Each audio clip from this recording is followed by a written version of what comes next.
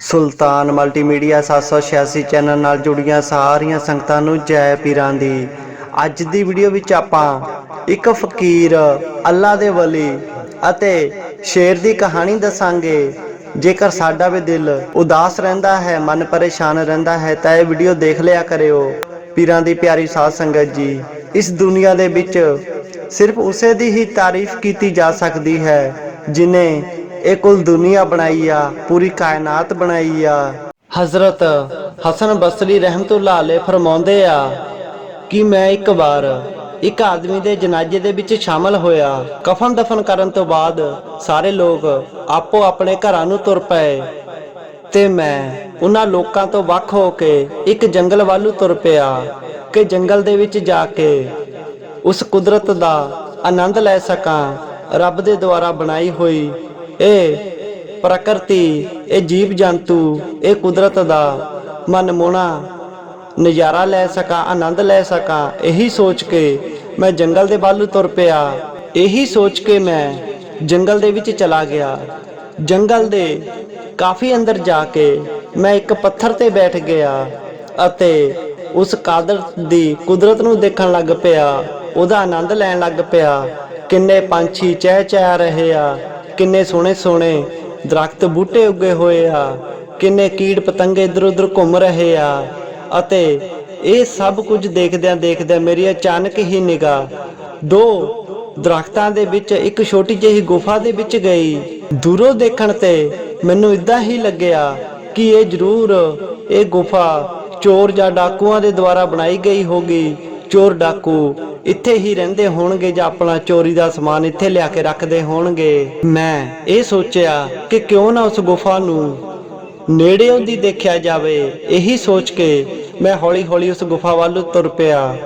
जदों मैं उस गुफा दे नज़दीक पहुंचिया तां की देखदा हां कि एक बहुत ही नूरानी चेहरे वाला, एक पाक रूह अल्लाह दा वली, एक फकीर उस गुफा दे अंदर बैठा उस रब दी इबादत कर रहा है।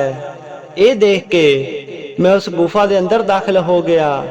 जाके सजदा सलाम कीता ते मैं उस फकीर नूं पुछया कि ऐ अल्लाह दे बंदे, ऐ रब दे नेक बंदे, तुसी इस बिराने जंगल दे विच सुनसान इस गुफा दे विच की कर रहे हो? मेरी ये गल सुन के उस फकीर ने फरमाया कि मैं सुनिया सी कि बसरा दे विच रब दे बहुत ही नेक बंदे रहंदे हन। यही सोच के मैं रब दे बंदियां तो फैज़ पाउण दे लई, उस रब दी इबादत करने दे लई शाम तो बसरा आ गया। हुण मैं इसे गुफा दे विच रहिंदा हां ते उस अल्लाह ताला दी इबादत करदा हां। ये सुन के फिर मैं उस फकीर नूं पुछया कि तुसी इस सुनसान गुफा दे विच रह के इबादत करदे हो तां तुसी खांदे पींदे की हो? तुहाडे भोजन दा इंतजाम कौन करदा है? ਤਾਂ ਉਹ ਫਕੀਰ ਕਹਿਣ ਲੱਗੇ ਕਿ ਜਦੋਂ ਮੈਨੂੰ ਭੁੱਖ ਮਹਿਸੂਸ ਹੁੰਦੀ ਆ ਤਾਂ ਮੈਂ ਇਹ ਦਰਖਤਾਂ ਦੇ ਪੱਤੇ ਖਾ ਲੈਂਦਾ ਹਾਂ ਤੇ ਜਦੋਂ ਮੈਨੂੰ ਪਿਆਸ ਲੱਗਦੀ ਆ ਮੈਂ ਇਹ ਵਗਦੀ ਹੋਈ ਨਦੀ ਦਾ ਪਾਣੀ ਪੀ ਲੈਂਦਾ ਹਾਂ। ਇਸ ਤਰ੍ਹਾਂ ਮੇਰੀਆਂ ਦੋਨੋਂ ਹੀ ਇਹ ਲੋੜਾਂ ਪੂਰੀਆਂ ਹੋ ਜਾਂਦੀਆਂ ਹਨ। ਉਸ ਫਕੀਰ ਦੀ ਇਹ ਗੱਲ ਸੁਣ ਕੇ ਮੈਂ ਉਹਨਾਂ ਨੂੰ ਕਿਹਾ ਕਿ ਜੇ ਤੁਸੀਂ ਕਹੋ ਤਾਂ ਮੈਂ ਤੁਹਾਡੇ भोजन पानी का इंतजाम कर दिंदा हाँ, रोज़ तुहानू भोजन पानी पहुँच जाया करेगा। तो वह फकीर कहन लगे कि नहीं, मैनू कई साल हो गए इन्हां दरख्तां दे पत्ते खांदे होए ते उन्हां दे नाल ही मेरी भुख मिट जांदी आ। रोटी खादियां तां मैनू कई साल गुजर गए ते मैनू हुण रोटी दी लोड़ भी महसूस नहीं हुंदी आ। मैं फिर भी उन्हां दी मेहनत करन लगा कि मैनू कोई हुक्म लाओ कि मैं तुहाडी किद्दां मदद कर सकां, किद्दां खिदमत कर सकां। तुहाडी सेवा करन दे नाल मेरी किस्मत दे विच भी बरकतां आ जाण, मेरे भी दुख दूर हो जाण। मेरी ये बेनती सुन के उन्हां ने फरमाया कि ठीक आ, 2 आटे दीयां रोटियां अते लूण नाल कोई भी दाल सब्जी नहीं लैके आनी, बस लूण लैके आयो ते होर मैनू किसी चीज़ की जरूरत नहीं आ। उस फकीर दी ये गल सुन के मैं अपने घर नूं वापस आ गया। घर आके मैं आटे दीयां 2 रोटियां बनाईयां, उन्हां ते थोड़ा थोड़ा लूण ला के मैं दोबारा वापस उस जंगल वालू तुर पिया। जदों मैं उस गुफा दे कोल पहुंचिया तां मैं की देखदा ਕਿ ਉਸ ਗੁਫਾ ਦੇ ਮੂੰਹ ਤੇ ਇੱਕ ਖੂੰਖਾਰ ਸ਼ੇਰ ਬੈਠਾ ਹੋਇਆ ਹੈ।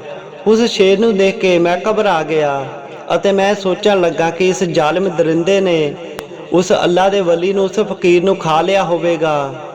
ਇਹੀ ਸੋਚ ਕੇ ਮੈਨੂੰ ਬਹੁਤ ਜ਼ਿਆਦਾ ਦੁੱਖ ਹੋਇਆ, ਪਰ ਫਿਰ ਵੀ ਮੈਂ ਆਪਣੇ ਦਿਲ ਦੀ ਤਸੱਲੀ ਕਰਨ ਦੇ ਲਈ ਉਸ ਗੁਫਾ ਦੇ ਕੋਲ ਇੱਕ ਉੱਚੇ ਦਰਖਤ ਤੇ ਚੜ੍ਹ ਗਿਆ, ਜਿੱਥੋਂ ਉਸ ਗੁਫਾ ਦੇ ਅੰਦਰ ਦੇਖਿਆ ਜਾ ਸਕੇ। ਮੈਂ ਉਸ ਦਰਖਤ ਤੇ ਚੜ੍ਹ ਕੇ ਦੇਖਿਆ ਤੇ ਮੈਨੂੰ ਉਹੀ ਨੂਰਾਨੀ ਚਿਹਰਾ ਨਜ਼ਰ ਆਇਆ, ਉਹੀ ਅੱਲਾ ਦਾ ਵਲੀ ਨਜ਼ਰ ਆਇਆ ਤੇ ਉਹ ਉਸ ਵਕਤ ਨਮਾਜ਼ ਅਦਾ ਕਰ ਰਹੇ ਸਨ। ਮੈਂ ਉਹਨੂੰ ਦੇਖ ਕੇ ਮੇਰੇ ਦਿਲ ਨੂੰ ਸ਼ਾਂਤੀ ਮਿਲੀ ਤੇ ਮਨ ਬਹੁਤ ਜ਼ਿਆਦਾ ਖੁਸ਼ ਹੋ ਗਿਆ। ਉਸ ਫਕੀਰ ਨੂੰ ਦੇਖ ਕੇ ਮੈਂ ਉੱਚੀ ਆਵਾਜ਼ ਦੇ ਵਿੱਚ ਕਿਹਾ ਕਿ ਐ ਰੱਬ ਦੇ ਨੇਕ ਬੰਦੇ, ਤੁਸੀਂ ਆਪਣੀ ਇਬਾਦਤ ਦੇ ਵਿੱਚ ਇੰਨੇ ਮਸ਼ਗੂਲ ਹੋ ਕਿ ਤੁਹਾਨੂੰ ਬਾਹਰਲੀ ਦੁਨੀਆ ਦੀ ਕੋਈ ਖਬਰ ਨਹੀਂ। ਉਹਨਾਂ ਨੇ ਆਪਣਾ ਸਜਦਾ ਸਲਾਮ ਕੀਤਾ ਤੇ ਬਾਅਦ ਵਿੱਚ ਮੈਨੂੰ ਕਹਿਣ ਲੱਗੇ ਕਿ ਐ ਰੱਬ ਦੇ ਨੇਕ ਬੰਦੇ, ਤੁਸੀਂ ਕਿਹੜੀ ਵਜ੍ਹਾ ਦੇ ਨਾਲ ਮੈਨੂੰ ਇਹ ਗੱਲ ਕਹਿ ਰਹੇ ਹੋ ਕਿ ਤੁਹਾਨੂੰ ਦੁਨੀਆਦਾਰੀ ਦਾ, ਬਾਹਰਲੀ ਦੁਨੀਆ ਦਾ ਨਹੀਂ ਪਤਾ ਹੈ? ਕੀ ਗੱਲ ਹੋਈ ਆ, ਮੈਨੂੰ ਪੂਰੀ ਗੱਲ ਦੱਸੋ।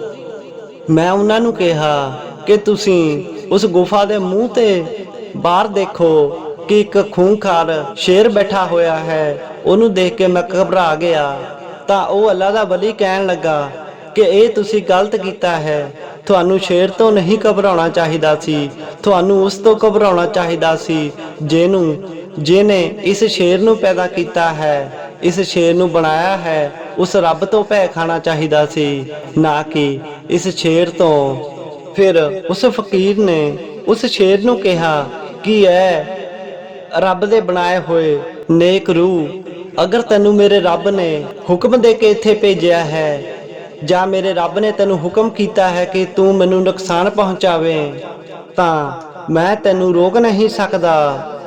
ਅਗਰ ਇਦਾਂ ਦੀ ਕੋਈ ਗੱਲ ਨਹੀਂ ਆ ਤੇ ਤੂੰ ਹੁਣੇ ਹੀ ਇੱਥੋਂ ਚਲਾ ਜਾ, ਤੂੰ ਮੇਰੇ ਅਤੇ ਮੇਰੇ ਭਾਈ ਦੇ ਮਿਲਣ ਦੇ ਵਿੱਚ ਰੁਕਾਵਟ ਪੈਦਾ ਕਰ ਰਿਹਾ ਹੈ। ਉਸ ਫਕੀਰ ਦੀ ਹਾਲੇ ਉਹ ਗੱਲ ਪੂਰੀ ਵੀ ਨਹੀਂ ਹੋਈ ਸੀ ਕਿ ਉਹ ਸ਼ੇਰ ਉੱਥੋਂ ਇਦਾਂ ਭੱਜ ਗਿਆ ਜਿੱਦਾਂ ਉਹਨੂੰ ਕੋਈ ਸ਼ਿਕਾਰ ਦਿਸ ਗਿਆ ਹੋਵੇ। ਜਦੋਂ ਸ਼ੇਰ ਉਸ ਗੁਫਾ ਤੋਂ ਚਲਿਆ ਗਿਆ ਤਾਂ ਮੈਂ ਉਸ ਦਰਖਤ ਤੋਂ ਥੱਲੇ ਉਤਰ ਕੇ ਉਸ ਗੁਫਾ ਦੇ ਵਿੱਚ ਗਿਆ ਤੇ ਜਾ ਕੇ ਉਸ ਫਕੀਰ ਦੇ ਸਾਹਮਣੇ ਬੈਠ ਗਿਆ ਤੇ ਜਾ ਕੇ ਅਰਜ਼ ਕੀਤੀ ਕਿ ਐ ਅੱਲਾ ਦੀ ਨੇਕ ਰੂਹ, ਐ ਅੱਲਾ ਦੇ ਬੰਦੇ, ਤੁਸੀਂ ਜੋ ਹੁਕਮ ਕੀਤਾ ਸੀ ਮੈਂ ਉਹ ਸਾਰਾ ਹੀ ਸਮਾਨ ਲੈ ਕੇ ਆਇਆ ਹਾਂ।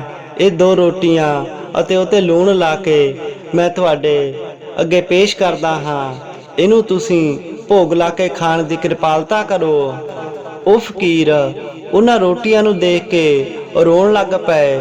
ਬੜੀ ਹਸਰਤ ਭਰੀ ਨਿਗਾਹ ਦੇ ਨਾਲ ਉਹ ਇਹਨਾਂ ਰੋਟੀਆਂ ਨੂੰ ਦੇਖ ਰਹੇ ਸੀ ਅਤੇ ਰੋਂਦੇ ਰੋਂਦੇ ਹੀ ਉਹ ਅੱਲਾਹ ਤਾਲਾ ਨੂੰ, ਉਹ ਰੱਬ ਦੀ ਬਾਰਗਾਹ ਦੇ ਵਿੱਚ ਫਰਮਾਉਣ ਲੱਗੇ ਕਿ ਐ ਮੇਰੇ ਰੱਬ, ਐ ਮੇਰੇ ਪਰਵਰਦਿਗਾਰ, ਅਗਰ ਮੈਂ ਤੇਰੇ ਰਜ਼ਾ ਦੇ ਵਿੱਚ ਰਹਿ ਕੇ ਕੋਈ ਮੁਕਾਮ ਹਾਸਿਲ ਕੀਤਾ ਹੈ ਤਾਂ ਤੁਸੀਂ ਕਿਰਪਾ ਕਰਕੇ ਮੇਰੀ ਰੂਹ ਨੂੰ ਹੁਣੇ ਹੀ ਕਬਜ਼ ਕਰ ਲਓ, ਮੇਰੇ ਸਰੀਰ ਦੇ ਵਿੱਚੋਂ ਮੇਰੀ ਇਸ ਰੂਹ ਨੂੰ ਕੱਢ ਲਓ। ਉਹ ਅੱਲਾ ਦਾ ਵਲੀ ਅਜੇ ਫਰਿਆਦ ਹੀ ਕਰ ਰਿਹਾ ਸੀ ਕਿ ਉਸ ਨੇਕ ਬੰਦੇ ਦੀ ਰੂਹ ਕਬਜ਼ ਹੋ ਗਈ। ਮੈਂ ਇਹ ਸਭ ਕੁਝ ਦੇਖ ਕੇ ਹੈਰਾਨ ਅਤੇ ਪਰੇਸ਼ਾਨ ਹੋ ਗਿਆ।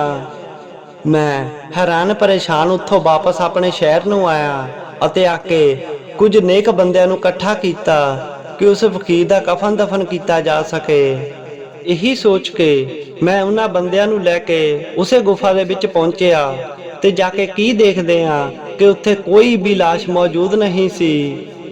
ਅਸੀਂ ਕਈ ਜਗ੍ਹਾ ਤੇ ਤਲਾਸ਼ ਕੀਤਾ, ਕਈ ਜਗ੍ਹਾ ਤੇ ਲੱਭਿਆ, ਪਰ ਸਾਨੂੰ ਉਸ ਅੱਲਾ ਦੇ ਵਲੀ ਦੀ ਪਾਕ ਲਾਸ਼ ਕਿਤੇ ਵੀ ਨਾ ਮਿਲੀ। ਸੁਭਾਨ ਅੱਲਾ, ਕੀ ਸ਼ਾਨ ਹੈ ਸਾਡੇ ਰੱਬ ਦੀ ਅਤੇ ਉਹਦੇ ਦੁਆਰਾ ਬਣਾਏ ਹੋਏ ਨੇਕ ਬੰਦਿਆਂ ਦੀ, ਕਾਮਲ ਫਕੀਰਾਂ ਦੀ, ਅੱਲਾ ਦੇ ਵਲੀਆਂ ਦੀ ਕਿਆ ਸ਼ਾਨ ਹੈ। ਪੀਰਾਂ ਦੀ ਪਿਆਰੀ ਸਾਧ ਸੰਗਤ ਜੀ, ਤੁਸੀਂ ਕਈ ਵਾਰੀ ਸੁਣਿਆ ਹੋਵੇਗਾ ਅੱਲਾ ਦੇ ਨੇਕ ਬੰਦਿਆਂ ਤੋਂ ਖੁਦ ਰੱਬ ਫਰਮਾਉਂਦਾ ਕਿ ਇਹ ਦੁਨੀਆ ਇੱਕ ਖੇਲ ਤਮਾਸ਼ਾ ਹੈ, ਇਹ ਸਭ ਕੁਝ ਹੀ ਝੂਠ ਹੈ, ਇਹ ਦੁਨੀਆ ਧੋਖੇ ਤੋਂ ਸਿਵਾ ਕੁਝ ਵੀ ਨਹੀਂ ਆ। ਜੋ ਵੀ ਲੋਕ ਇਸ ਰਾਜ ਨੂੰ ਸਮਝ ਲੈਂਦੇ ਆ ਉਹ ਦੁਨੀਆ ਤੋਂ ਬੇਮੁਖ ਹੋ ਕੇ ਸਿਰਫ ਔਰ ਸਿਰਫ ਆਪਣੇ ਮੁਰਸ਼ਦ ਉਸ ਰੱਬ ਦੀ ਬੰਦਗੀ ਦੇ ਵਿੱਚ ਹੀ ਲੀਨ ਹੋ ਜਾਂਦੇ ਆ। ਜਿਨ੍ਹਾਂ ਲੋਕਾਂ ਦੇ ਅੱਖਾਂ ਤੇ ਇਸ ਦੁਨੀਆ ਦੇ ਧੋਖੇ ਦੀ ਪੱਟੀ ਬੰਨੀ ਹੋਈ ਆ, ਉਹ ਇਸ ਰਾਜ ਨੂੰ ਨਹੀਂ ਸਮਝ ਸਕਦੇ ਤੇ ਉਹ ਦੁਨਿਆਵੀ ਦੁੱਖ ਭੋਗਦੇ ਹੋਏ ਦੁਨੀਆ ਤੋਂ ਚਲੇ ਜਾਂਦੇ ਹਨ ਅਤੇ ਉਹਨਾਂ ਦਾ ਆਉਣਾ ਜਾਣਾ ਲੱਗਿਆ ਹੀ ਰਹਿੰਦਾ ਹੈ। ਪੀਰਾਂ ਦੀ ਪਿਆਰੀ ਸਾਧ ਸੰਗਤ ਜੀ, ਇਹ ਤਾਂ ਸੱਚ ਹੈ ਕਿ ਇਹ ਪੂਰੀ ਧਰਤੀ, ਇਹ ਪੂਰੀ ਦੁਨੀਆ ਨੇ ਹੌਲੀ ਹੌਲੀ ਖਤਮ ਹੋ ਜਾਣਾ ਹੈ। ਅਸੀਂ ਮਰ ਜਾਣਾ ਹੈ। ਸਾਡੇ ਤੋਂ ਪਹਿਲਾਂ ਵੀ ਬਹੁਤ ਲੋਕੀ ਮਰ ਗਏ ਤੇ ਆਉਣ ਵਾਲੇ ਸਮੇਂ ਦੇ ਵਿੱਚ ਵੀ ਬਹੁਤ ਮਰਨਗੇ। ਇਹ ਛਲਾਵਾ ਹੈ, ਦੁਨੀਆ ਝੂਠ ਹੈ, ਜੀਣਾ ਝੂਠ ਹੈ, ਸਿਰਫ ਮਰਨਾ ਹੀ ਸੱਚ ਹੈ। ਇਸੇ ਕਰਕੇ ਤਾਂ ਕਿਹਾ ਜਾਂਦਾ ਹੈ ਕਿ ਜੇ ਸਾਨੂੰ ਰੱਬ ਨੇ ਸਾਹ ਦਿੱਤੇ ਹਨ, ਸਾਨੂੰ ਇਹ ਮਨੁੱਖਾ ਜਨਮ ਦਿੱਤਾ ਹੈ, ਤਾਂ ਇਹਨੂੰ ਸੋਚ ਸਮਝ ਕੇ ਬਤੀਤ ਕਰੋ। ਇਹਦੀ ਸਾਹਾਂ ਦੀ ਮਾਲਾ ਨੂੰ ਬੰਦਗੀ ਦੇ ਰੂਪ ਦੇ ਵਿੱਚ ਫੇਰੋ, ਤਾਂ ਹੀ ਅਸੀਂ ਕਿਸੇ ਪਾਰ ਲੱਗ ਸਕਦੇ ਹਾਂ। ਸਭ ਤੋਂ ਜ਼ਿਆਦਾ ਮਹੱਤਵ ਸਾਨੂੰ ਬੰਦਗੀ ਨੂੰ ਦੇਣਾ ਚਾਹੀਦਾ ਹੈ, ਨਾਮ ਸਿਮਰਨ ਨੂੰ ਹੀ ਦੇਣਾ ਚਾਹੀਦਾ ਹੈ, ਜਿਹਦੇ ਨਾਲ ਸਾਡੇ ਸਾਰੇ ਦੁੱਖ ਕੱਟ ਹੋਣਗੇ ਤਾਂ ਅਸੀਂ ਆਪਣੇ ਗੁਰੂ, ਆਪਣੇ ਪੀਰੋ ਮੁਰਸ਼ਦ ਦੇ ਚਰਨਾਂ ਤੱਕ ਪਹੁੰਚ ਸਕਦੇ ਹਾਂ ਤੇ ਸਾਡੇ 84 ਦਾ ਗੇੜ ਵੀ ਕੱਟ ਹੋ ਸਕਦਾ ਹੈ। ਬੰਦਗੀ ਨੂੰ ਆਪਣੀ ਜ਼ਿੰਦਗੀ ਦਾ ਮਕਸਦ ਬਣਾਉਣਾ ਚਾਹੀਦਾ ਹੈ, ਕਿਉਂਕਿ ਅੱਲਾਹ ਤਾਲਾ ਨੇ, ਉਸ ਰੱਬ ਨੇ ਸਾਨੂੰ ਇਸੇ ਕੰਮ ਲਈ ਹੀ ਭੇਜਿਆ ਹੈ, ਇਸੇ ਕੰਮ ਲਈ ਹੀ ਮਨੁੱਖਾ ਜਨਮ ਦਿੱਤਾ ਹੈ ਕਿ ਅਸੀਂ ਆਪਣੇ 84 ਨੂੰ ਕੱਟ ਸਕੀਏ, ਅਸੀਂ ਨਾਮ ਸਿਮਰਨ ਕਰਕੇ ਉਸ ਪਾਰ ਬ੍ਰਹਮ ਦੇ ਚਰਨਾਂ ਦੇ ਵਿੱਚ ਲੀਨ ਹੋ ਸਕੀਏ, ਉਹਦੀ ਦਰਗਾਹ ਦੇ ਵਿੱਚ ਕੋਈ ਮੁਕਾਮ ਹਾਸਲ ਕਰ ਸਕੀਏ। ਇਸੇ ਕਰਕੇ ਸਾਨੂੰ ਬੰਦਗੀ ਜ਼ਰੂਰ ਕਰਨੀ ਚਾਹੀਦੀ ਹੈ ਤੇ ਉਹਦੇ ਨਾਲ ਨਾਲ ਸਾਨੂੰ ਆਪਣੇ ਮਾਂ-ਪਿਓ ਦੀ ਸੇਵਾ, ਦੂਸਰਿਆਂ ਦੀ ਸਹਾਇਤਾ ਤੇ ਆਪਣੇ ਪੀਰੋ ਮੁਰਸ਼ਦ ਦੀ ਰਜ਼ਾ ਵਿੱਚ ਰਹਿ ਕੇ ਹੀ ਜ਼ਿੰਦਗੀ ਬਤੀਤ ਕਰਨੀ ਚਾਹੀਦੀ ਆ। ਫਿਰ ਅਸੀਂ ਬੜੀ ਆਸਾਨੀ ਦੇ ਨਾਲ ਉਸ ਦਰਗਾਹ ਵਿੱਚ ਵੀ ਪ੍ਰਵਾਨ ਹੋਵਾਂਗੇ ਤੇ ਇਸ ਦੁਨੀਆ ਦੇ ਵਿੱਚ ਰਹਿੰਦੇ ਹੋਏ ਵੀ ਅਸੀਂ ਦੁਨਿਆਵੀ ਦੁੱਖਾਂ ਤੋਂ ਦੂਰ ਰਹਾਂਗੇ। ਸੋ ਪੀਰਾਂ ਫਕੀਰਾਂ ਦੀਆਂ ਹੋਰ ਵੀਡੀਓ ਦੇਖਣ ਲਈ ਇਸ ਚੈਨਲ ਨੂੰ ਜ਼ਰੂਰ ਸਬਸਕ੍ਰਾਈਬ ਕਰਿਓ।